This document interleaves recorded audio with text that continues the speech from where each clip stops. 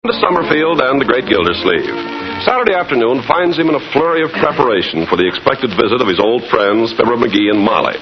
For hours he's been running up and down stairs, issuing orders and countermanding them, and now he pauses to light a well-earned cigar and snatch a moment's respite from the labor of supervising Bertie.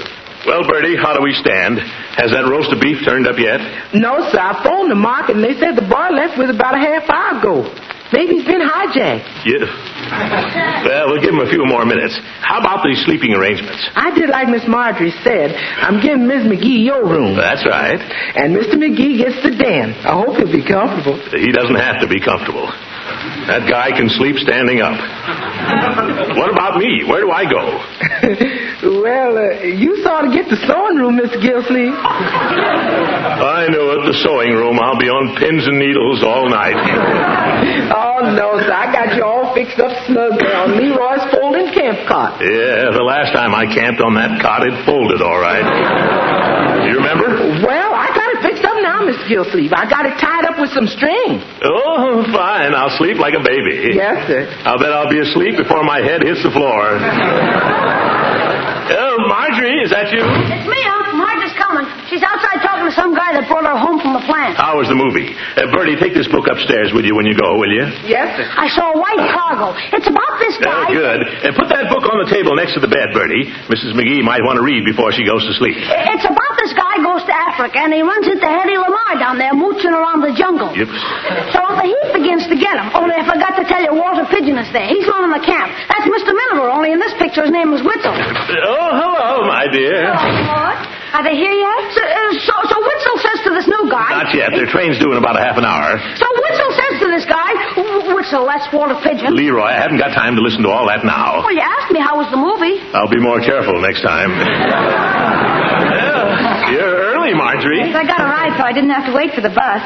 We picked up Leroy just as he was coming out of the theater. Yeah, tell him who picked you up. Marjorie's got a new fella. Nobody picked me up. Now, have not. That's no way to talk about your sister, young man. One of the men from the plant very kindly offered to drive me home, that's all. He was on his way. Yeah, Mike, she calls him. That just happens to be his name. She's only been there working there a week, and already it's Mike. Hiya, Mike. Hiya, baby. Come on, now, don't you listen to him. Very nice, though, really. He works in the drafting department. Oh, well, that's fine. He's a draftsman, all right. If you ask me, he's got designs on our nails. Leroy, you mind your own business. I've got something to say to both of you. Yes, Uncle Mort? When Mr. McGee arrives this afternoon, there are two things I want you to be careful not to do. In the first place, I don't want you to make any reference to Fibber's size. What about it? Well, he's a little runt, and like all little runts, he's sort of sensitive about it. That's why he's so pugnacious. Oh, I wouldn't say anything, Uncle Mort. Well, I know you wouldn't, my dear, but I'm not so sure about Leroy. What did I say? Did I say anything about him being a runt? You're the one who brought it up. Well, just don't, that's all. Actually, he's not so small anyway. It's just that he's not as big as he thinks he is. He has the mind of a small man, that's all. Always carrying a chip on his shoulder. Oh, we'll be careful, Uncle Mort. And another thing, and this applies to both of you. I'd rather you didn't say anything about my engagement to Mrs. Ransom. Oh, but the McGee's are your friends, Uncle Mort. They'll be offended. We're not announcing the engagement just yet, my dear. We're keeping it a secret. Mrs. Ransom isn't. I heard her talking to Mrs. Pettibone down at the grocery. We're not announcing it to McGee, and that's final, Leroy. Because if I know McGee, he'll start making cracks. If he makes any cracks about Leela, I'll punch him in the nose. And if I do that, Molly will be upset, and if she's upset, it'll spoil the whole weekend. That's what you get for inviting McGee anyway.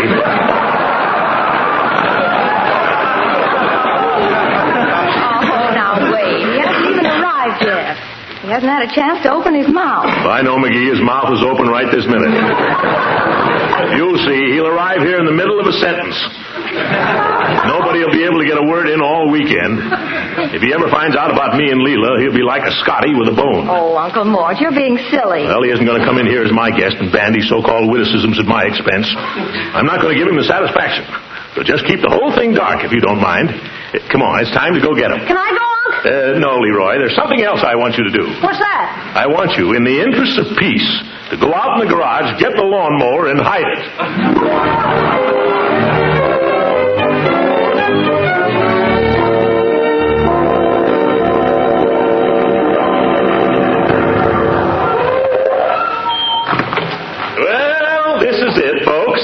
It's no palace, but it's home to me.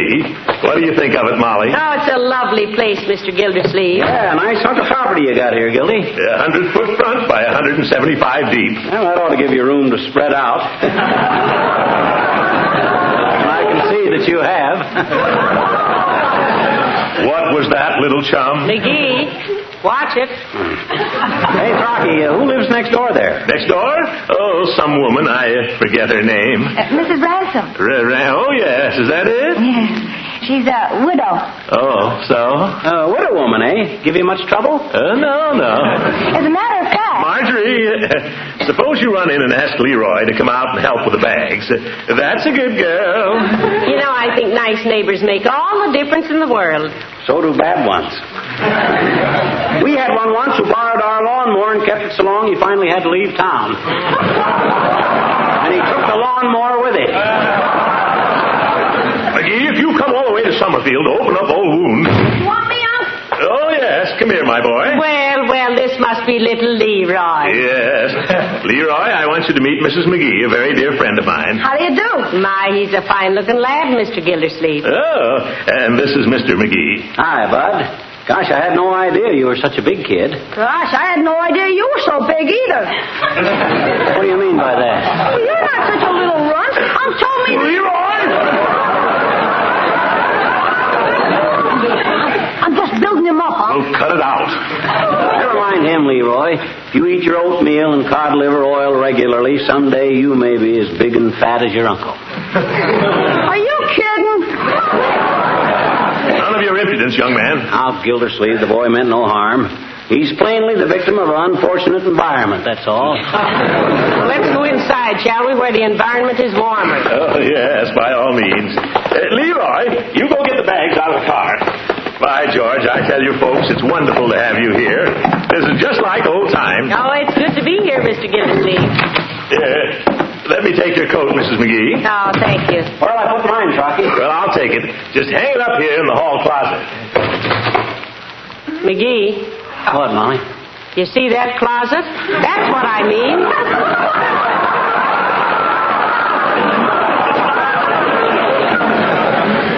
Sure, anybody can keep a closet clean if they don't use it. Mr. McGee, if you'd like to come upstairs, I'll show the room you're to have. Oh, thank you, dearie. I would like to freshen up a little before dinner. Dinner's in about half an hour, everybody.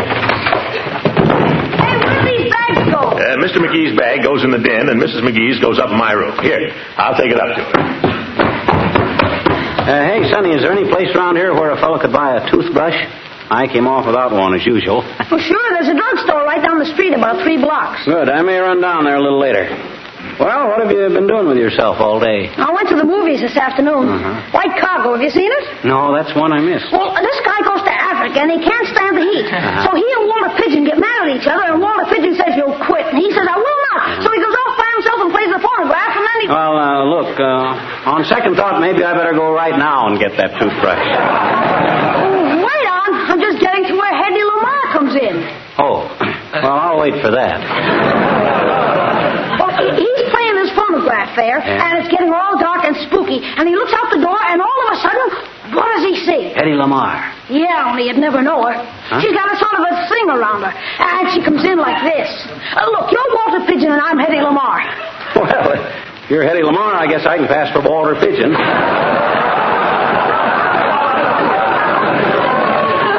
Shoot the plot to me, Tot.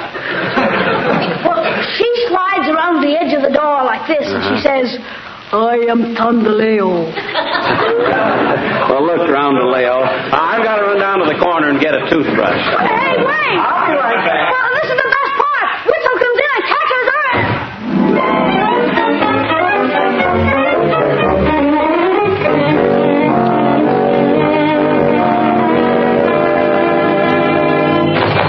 Good night, Mr. Peavy.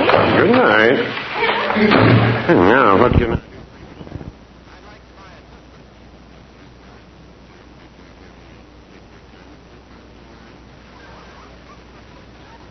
Unbelievable.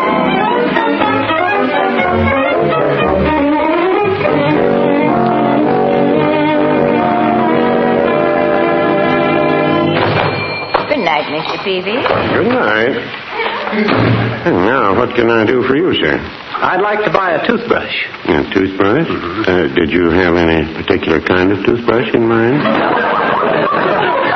Yes, something I could brush my teeth with. As a matter of fact, I don't really need a toothbrush. I've got one at home, but I came away without it. Well, none of us perfect. You say you're a stranger in town? I didn't say so, but I am. McGee's my name. I'm staying up the street here. Well, pleased to make your acquaintance, Mr. McGee. My name is Peavy. Anytime I can be of service, only too glad. Thanks. I'd like to buy a toothbrush. Any particular kind? Oh, I have to, Yes. Well, I have a number of varieties. I have them in red, green, white, small, medium, large. Now, give me a red one. And then they come in the nylon bristle, the exton bristle, the proton bristle, and just plain bristles. Look, Bud, I just want a toothbrush. I want to brush my teeth. Well, here's a nice brush. I'll take that one. Well, I don't want you to feel I'm high-pressuring you. It's just... Wrap it up. Yes, sir. Will there be anything else? No, that's... Oh, wait a minute. Seems to me Molly did mention something. Oh, I know. We're spending the weekend with a fellow up the street here, and I'd like to get a little something for him as a gift. What type of gentleman is he? Oh, he's a big, fat blowhard. Doesn't do much of anything but eat, sleep, and brag. I've got something here that I think Mr. Gildersleeve would like.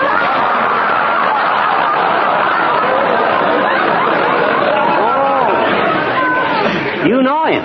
Oh, yes, he's in here almost every day. Oh.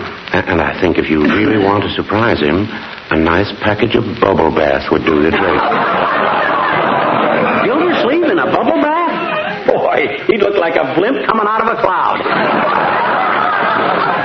Well, of course, it wouldn't make much of a wedding gift if that's what you have in mind. Wedding gift? For Gildersleeve? Haven't you heard? He's engaged to marry his next-door neighbor, Mrs. Ransom. Rocky, engaged? Yes. Oh, tell me more. What'd you say her name was? Mrs. Ransom. Leela Ransom. Widow. Oh, the widow next door. The one he said he never met. Didn't even know her name. The big fake. What's she like? Well, she's a southern lady. Very well preserved.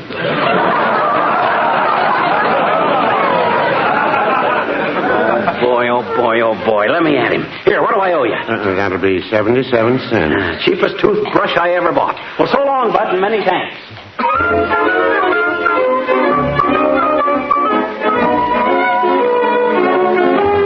Just then, Walter Pigeon comes in from the jungle and catches Teddy slipping in the poison. Heavenly day. Leroy, that'll be quite enough now. Oh, now, don't discourage the boy, Mr. Gildersleeve. Discourage him. I only wish I knew how. Hi, folks. McGee, where on earth have you been? Oh, just down at the corner. Say, you look like the cat that swallowed the canary. Do you know that you've kept dinner waiting 15 minutes? Oh, that's perfectly all right. Leroy, run out and tell Bertie she can serve at any time now, will you? McGee, have you washed? McGee, what's got into you? Yes, what are you looking at?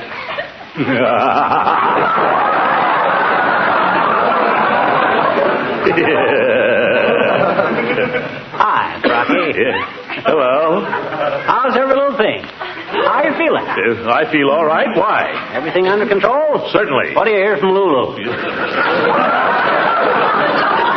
Lulu? Who's Lulu? McGee, what on earth are you When are we talking? going to meet her, Rocky? Meet who? The Queen of Sheba, Scarlett O'Hara. That widow you're going to marry.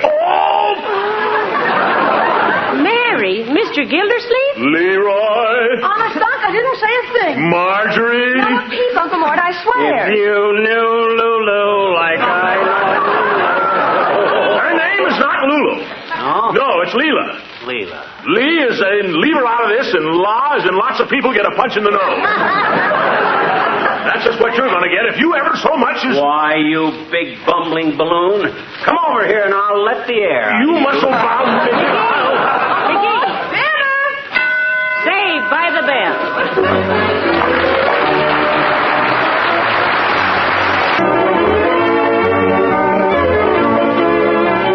And now, one of the great Gildersleeve. Well, it's Sunday morning, and the great man has come down to enjoy his usual outsized Sunday breakfast. He walks into the dining room sniffing the air like a bird dog in a hot scent.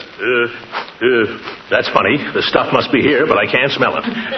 Bertie? Yes, Mr. Gildersleeve? Where's breakfast? Why, Mr. Gildersleeve, Miss Marjorie told me y'all would wait until Mr. and Ms. McGee came down. I never heard such a thing. Marjorie! For goodness sake, Uncle Mort, now be quiet. Think of our guests. I am thinking of them. I'm thinking, why don't they get up? Oh, the idea. Anyone would think you hadn't eaten for a month. That's exactly the way I feel. And when I think of that little termite McGee, probably lying up there in bed right now, just on purpose to keep me from my breakfast. Who's that? I'll go. Well, good morning, Judge. Oh, Hooker, come right in. I'm glad to see you. I can't stay, but I've heard the news from Leela Ransom, and as your ex-rival, I simply wish to tender my congratulations. Oh, thank you, Judge. After thinking it over, Throckmorton, I feel sure that Leela's heart has guided her to the right choice. Oh, you think so, eh? Well, I hope so. By the way, I'm giving a little party for Leela this afternoon. I hope you can come, Horace. I'd love to. I hope you'll make Leela very happy, Gildy. Well, I'll try. Fine. Throckmorton, have you given Leela any kind of token? Token? Well, as a symbol of your plighted troth. It's customary, you know, to give the lady... Hooker, are you trying to peddle a second-hand engagement ring? No, certainly not. Then what are you talking about? It's not second-hand. Leela's never even seen it. This ring has never encircled a human finger. Then why don't you take it back to the jeweler? Well, for sentimental reasons, I wanted you to have it. Besides, I had Leela's name put on it. Oh, well, what'd you pay for it? $75. I'll give you 50. It's robbery, but I'll take it. Well, I want to see it first. Well, here it is. Oh, that's quite a flash. Wait a minute. What's this inside of it, this inscription? Oh, yes. To Leela from Cuddles. No, I forgot to mention that. Hooker, did Leela Ransom ever call you Cuddles? No, Gildy, but I just hope she'd learn to. Well, obviously the ring is of no use to me, but I'll give you $25 for it. $25? $25, Judge. Take it or leave it. I'll take it. But what are you going to do about the inscription? Well, if I play my cards right, she might learn to call me Cuddles.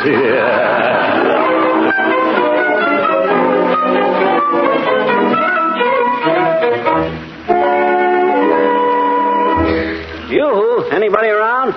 Hey, don't tell me I'm the first one up. First one up, your clavicle.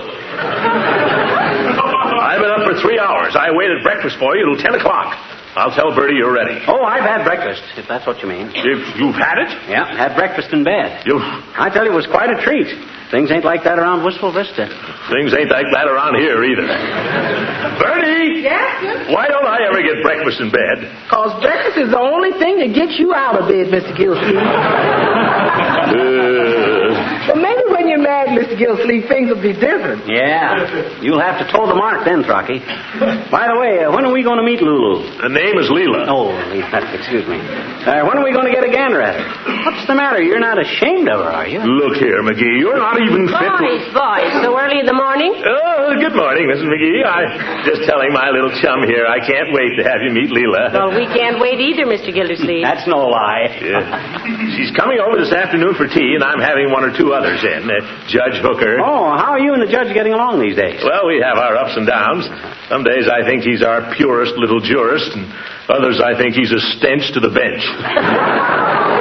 You know, I'm very anxious to meet him, too. He sounds like such fun. Yeah, more fun than a goat.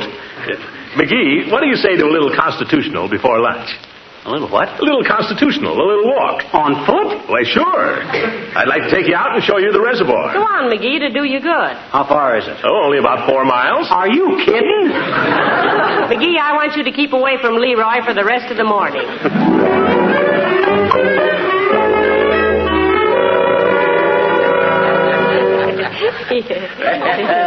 Well, this is quite an occasion, Everybody here now is a guest of honor. Where's Leela, Gildy? Leela, she'll be along any minute, Judge. You know, Judge, I've heard a lot about you from our friend Gildersleeve here. Have you? I've heard a lot about you, too, Mr. McGee. Well, I'll tell you what he said about you if you'll tell me what he said about me. McGee, you're a guest here. I've never said anything behind your back, little chum, that I haven't said to your face. Oh, so that's the way you talk about me behind my back.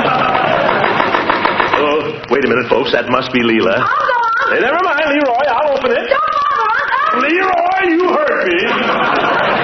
Okay. You know, I can't wait to meet her. Just think, McGee. Mr. Gildersleeve in love. Yeah, staggers the imagination. Boy, they're taking long enough.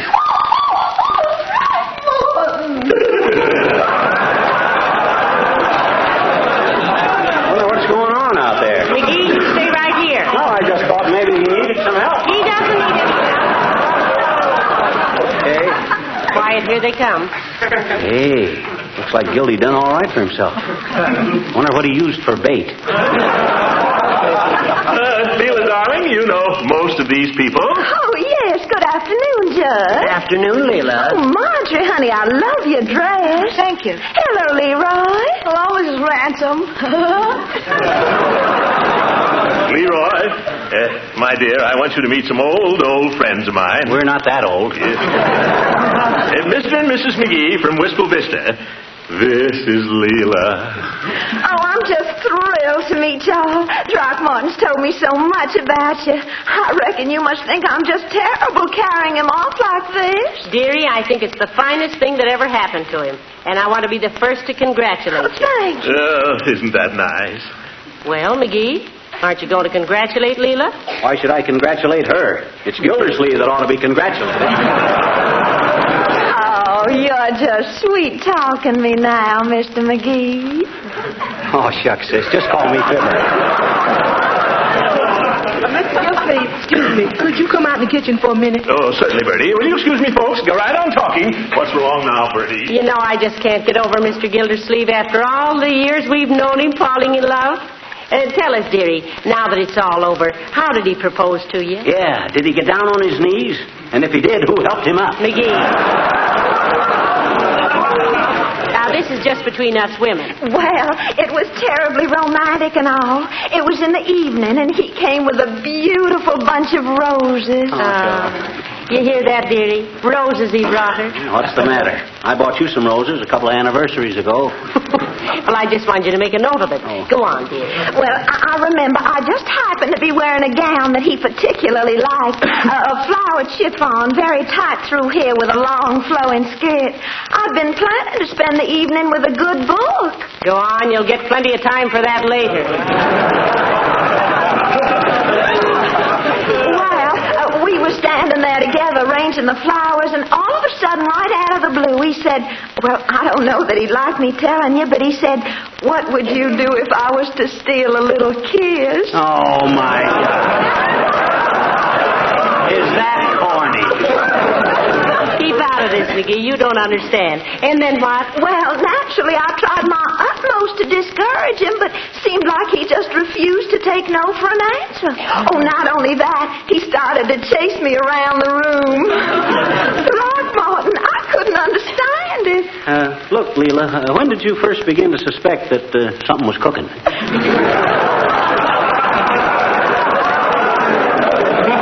When he sang to me, just a little love, a little kiss. Just a little love.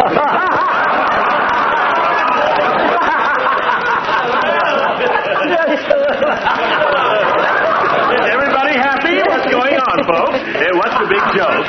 Nothing, Mr. Gildersleeve. Nothing at all. McGee, go on outside so you can control yourself. Come on, get out of here. Oh, I hear any more all about it.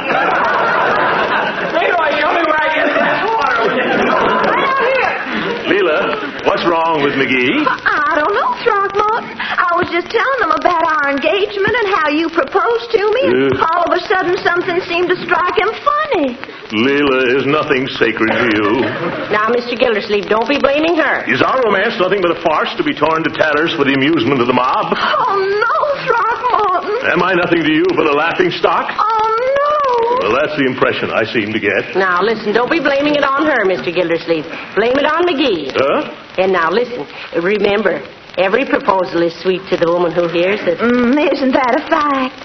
Tell me, Mrs. McGee, how did Mr. McGee propose to you? McGee?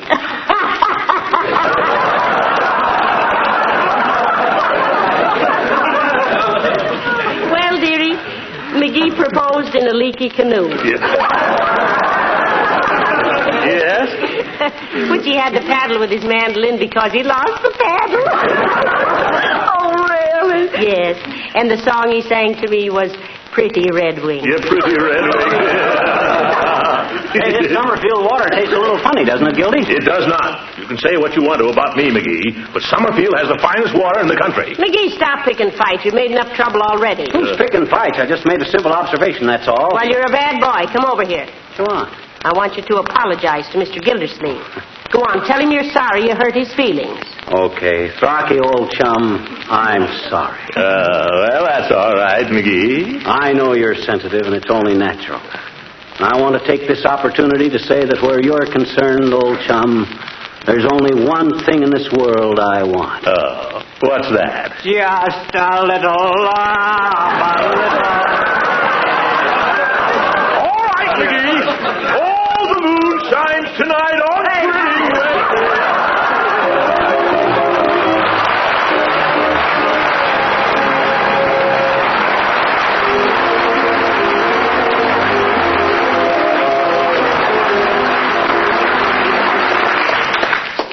Well, it's certainly been nice having you folks here, Mrs. McGee. Well, it's been nice being here, Mr. Gildersleeve, and meeting Marjorie and little Leroy and Leela and all. I think Leela's going to make you very happy. Yeah, Throcky, she seems like a mighty nice gal. Well, I'm glad you both liked her. Well, goodbye, old chum. Thanks for the use of the den. Oh, yes, I hope you were very comfortable there. Oh, it was fine, but there's just one thing I'd suggest, Throcky. Huh? If you go to take a shower there, be careful. Why? You might cut your feet on my lawnmower. Leroy! Good night. Good night, all. Good night.